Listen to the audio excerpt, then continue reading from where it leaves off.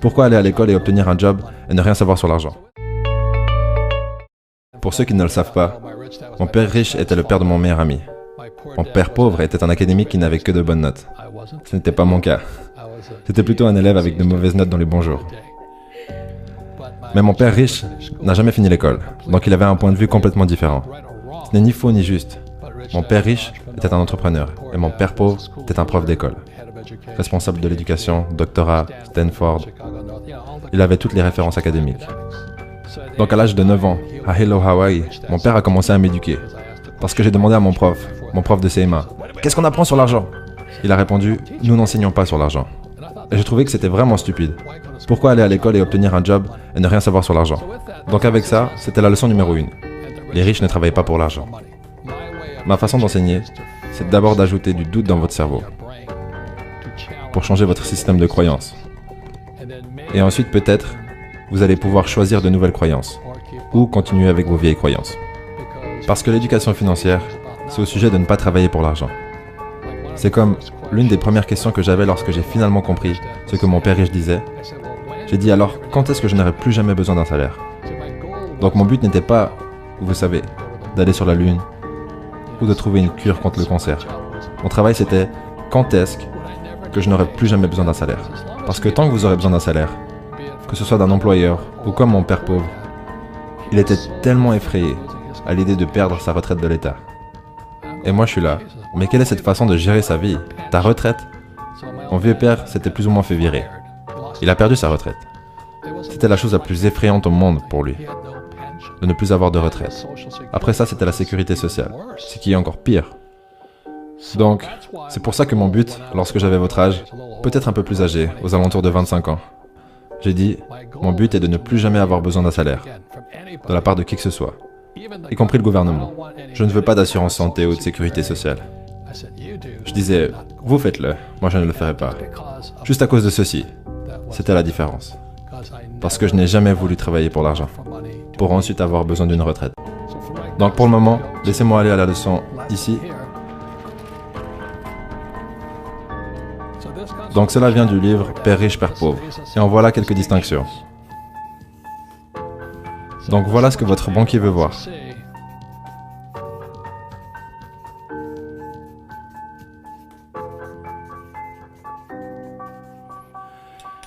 Et fondamentalement, le problème que la plupart des gens font, c'est qu'ils vont à l'école pour obtenir un travail.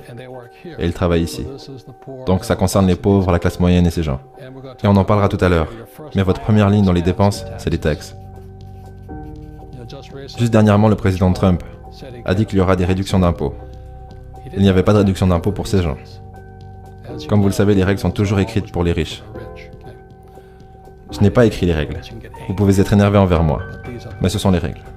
Les riches créent les règles d'or. Celui qui possède l'or crée les règles. Donc les réductions d'impôts allaient pour les gens qui possèdent des avoirs ici. Vous en apprendrez plus un peu plus tard.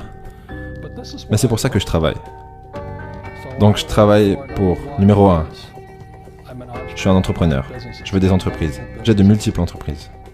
Et je n'y travaille pas. Comme vous le savez, vu que vous travaillez ici, vous ne me voyez jamais. Parce que je ne travaille pas pour un salaire. Ensuite, il y a l'immobilier. L'immobilier, c'est bien pour plusieurs raisons, à travers lesquelles nous passerons, mais la première raison, c'est les dettes. J'utilise beaucoup de dettes pour acheter mes biens immobiliers. Et je ne paie pas de taxes. Voilà le lien à faire ici. Ensuite, c'est tout ce qui est papier. Et c'est les économies, les actions boursières, les fonds mutuels, les ETF. Je n'ai rien de tout ça. Je n'économise pas d'argent. Je ne joue pas avec ça. Mais c'est ce que la plupart des gens font. Aller à l'école, trouver un job, obtenir un troisième pilier, économiser de l'argent. Loser. Je fais ça juste pour vous énerver. Parce que peut-être vous y réfléchirez.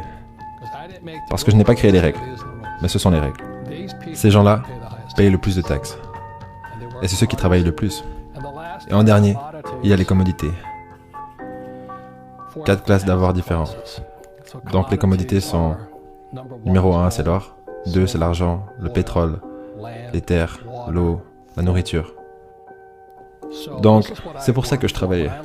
Quand j'ai fini l'école, au lieu d'aller travailler pour un salaire et de travailler pour de l'argent, mon éducation devait aller au-delà d'obtenir un travail. Ce que j'avais un bon travail.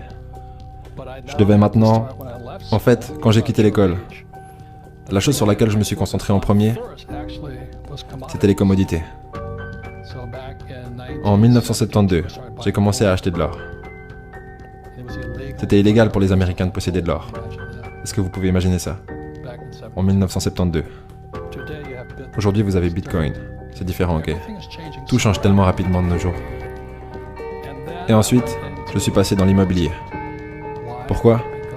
Parce que je peux utiliser des dettes pour acheter de l'immobilier. Et vu que j'utilise des dettes, je ne paie pas de taxes. Et en troisième, j'ai commencé mon business. Mon premier vrai business. J'ai eu beaucoup de petits business étant jeune. Mais mon premier vrai business, c'était un portefeuille de surfeurs en nylon et velcro. Et c'est devenu directement international. Le problème, c'était que j'étais un idiot. Donc le business est monté et il est redescendu. Ce qui m'a maintenu en vie, c'était ça et ça. Donc vous pourriez me dire, mais pourquoi tu ne travailles pas pour l'argent? Et on va répondre à ça après. Ce que je ne veux pas, c'est ce qu'on appelle un salaire. Je veux des entrées d'argent.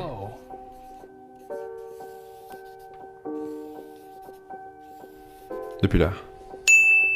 Donc c'est ça que je veux dire quand je dis que les riches ne travaillent pas pour l'argent. Vous voulez des entrées d'argent qui vous font payer très peu de taxes. Et je peux utiliser beaucoup de dettes ici. La personne moyenne qui est allée à l'école, sa plus grosse charge, c'est les prêts d'étudiants bien sûr. Mais c'est horrible ce qu'ils vous font de nos jours. Les prêts étudiants sont les pires dettes qui soient, car vous ne pouvez pas vous mettre en faillite. Ensuite, vous allez essayer d'acheter une maison, et vous allez appeler ça un bien, alors qu'en réalité c'est une charge. Pourquoi? Parce que l'argent part de ce côté. Votre maison vous coûte de l'argent tous les mois. Vous louez une maison, ça vous coûte de l'argent. Ok? Ensuite, vous aurez besoin d'avoir une jolie voiture. J'en avais une. Donc le problème avec la plupart des jeunes, c'est qu'ils vont à l'école et ils trouvent un job. La plupart d'entre eux sont endettés par des prêts d'étudiants. Après, ils essaient de se marier, acheter une maison, une voiture. Et après, ils ont des dettes de carte de crédit. Mais ils n'ont jamais la chance d'arriver ici. Donc quand je dis que les riches ne travaillent pas pour l'argent, je n'ai jamais voulu dépendre d'un salaire, que ce soit d'un employeur ou du gouvernement. Je voulais être un être humain libre. Mais si vous avez un job, vous êtes taxé. Si vous engagez des employés, ils vous donnent des allègements fiscaux. Regardez Amazon par exemple, qui cherche un nouveau siège.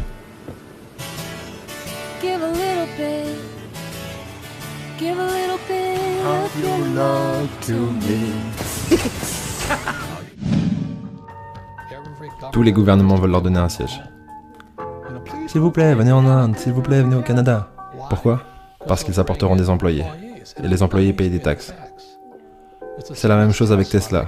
Je crois qu'ils ont reçu 50 milliards ou quelque chose du genre de la part de l'État du Nevada parce qu'ils apportent des employés. Donc c'est pour ça que lorsque vos profs vous disent d'aller à l'école et de trouver un job, vous vous dites « Je pense que je vais penser un petit peu différent cette fois. » Mais vous aurez besoin d'un job. Mais vous voulez un job pour l'expérience. Voilà la différence.